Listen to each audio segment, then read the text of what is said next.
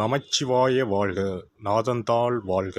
இமைப்பொழுதும் என் நெஞ்சில் நீங்காதான் தாழ் வாழ்க. வாழ்க வளமுடன். அனைவருக்கும் இனிய வணக்கங்கள். நவ கிரகங்களின் அசுர குரு என போற்றப்படுபவர் சுக்கிர பகவான். வாழ்க்கையில் மகிழ்ச்சி, சந்தோஷம், இன்பம் ஆகியவை இன்றி அமையாதது.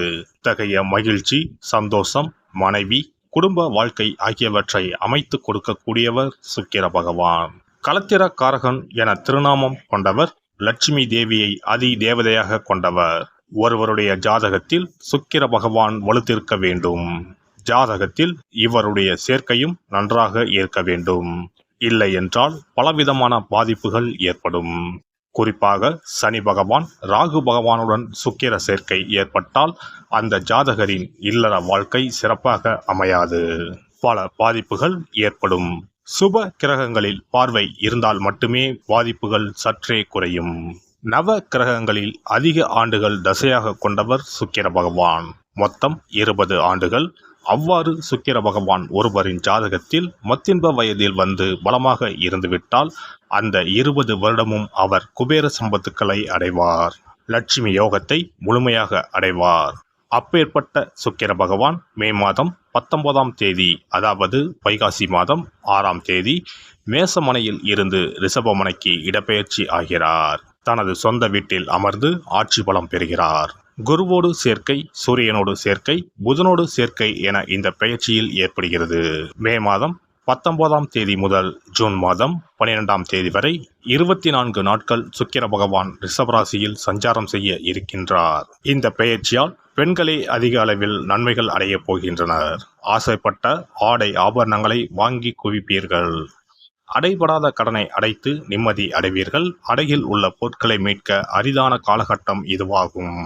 இனி உங்கள் ராசிக்கான பலன் என்ன என்பதனை பற்றி காண்போம். சிறு விஷயத்திலும் உணர்வுபூர்வமாக செயல்படும் கடகராசி அன்பர்களே, இந்த பெயர்ச்சியானது வாக்கு வன்மையை உண்டாக்கும். செய்யும் காரியத்தை சிறப்பாகவும் நேர்மையாகவும் செய்து முடித்து மற்றவர்களிடம் பாராட்டுகளை பெறுவீர்கள். சிலருக்கு உங்கள் செல்வாக்கை கண்டு பொறாமை உண்டாகலாம்.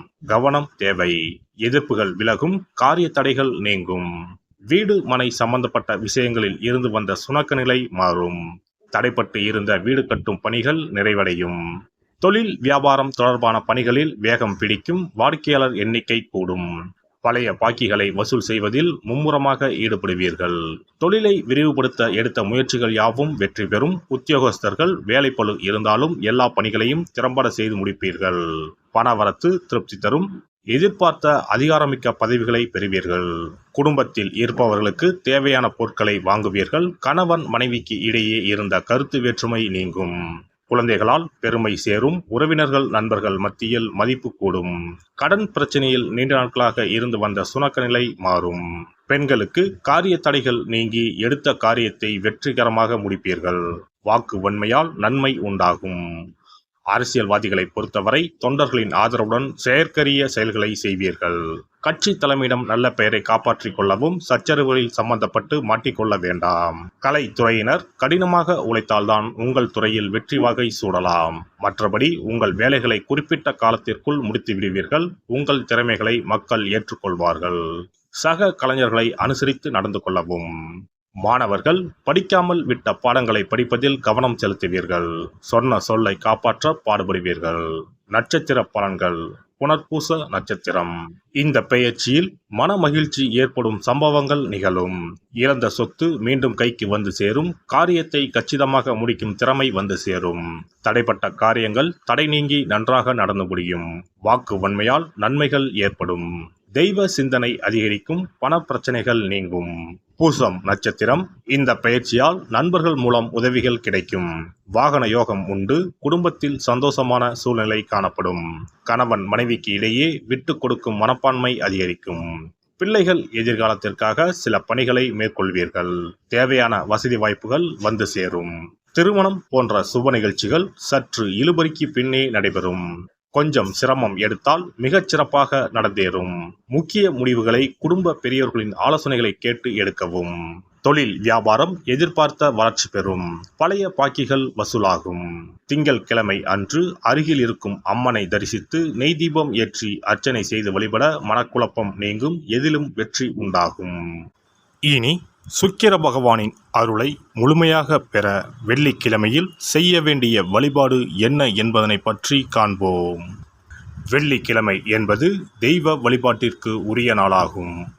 அதிலும் குறிப்பாக மகாலட்சுமியை வழிபடுவதற்கு சிறப்பான கிழமையாக கருதப்படுகிறது.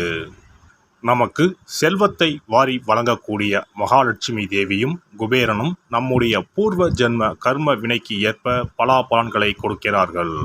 அதை அனுபவிக்க செய்யும் பொறுப்பு சுக்கிர பகவான் பார்த்து கொள்கிறார். ஒருவர் செல்வந்தராக இருப்பதற்கு ஜாதகத்தில் சுக்கிரன் அருள் கட்டாயம் இருக்க வேண்டும். சுக்கிரனுடைய அருள் பெற வெள்ளிக்கிழமையில் சுக்கிரஹோரை வரும் நேரத்தில் இவ்வாறு வழிபாடு செய்தால் சுபபோக வாழ்க்கையை அனுபவிக்க முடியும். ஒருவருடைய ஜாதகத்தில் சுக்கிரன் நீச்சம் பெற்றால் உடல் ரீதியான ஆரோக்கிய ரீதியான பாதிப்புகள் ஏற்படும். சொத்து சுகங்கள் எவ்வளவு இருந்தாலும் அதை முழுமையாக அனுபவிக்க முடியாமல் செய்துவிடும். பெரிய பெரிய பணக்காரர்களை எடுத்துக்கொண்டால் அவர்களிடம் எவ்வளவு காசு கொட்டி கிடந்தாலும் சுக்கிர தசை இல்லை என்றால் அவ்வளவு பணமும் வீண் விரயமாகத்தான் போகும். குறிப்பாக மருத்துவ செலவுகள் செய்தே சொத்துக்கள் அழியும் நிலை வரும். இதற்கு சுக்கிர பகவானுடைய வழிபாடு நல்ல ஒரு பலனை கொடுக்கும். சுக்கிர பகவானுக்கு வெள்ளிக்கிழமை என்பது உரிய தினமாகும்.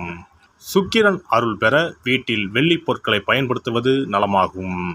வெள்ளியில் சுக்கிரன் வசிப்பதாக ஐதீகம் உள்ளது. வெள்ளி பொருட்கள் கொண்டு பூஜை செய்தால் சகல சௌபாக்கியங்களும் உண்டாகும். சுக்கிர வழிபாடு செய்ய நினைப்பவர்கள் காலை 6 மணி முதல் 7 மணி வரையிலான காலம் சுக்கிரஹோரை ஆகும். அதனை தவறவிட்டால் மதியம் 1 மணி முதல் 2 மணி வரை சுக்கிரஹோரை நிகழ்கின்றது. அதையும் தவறவிட்டால் இரவு 8 மணி முதல் 9 மணி வரையிலான சுக்கிரஹோரை நேரத்தில் வழிபாடுகள் செய்து பயன்பெறலாம்.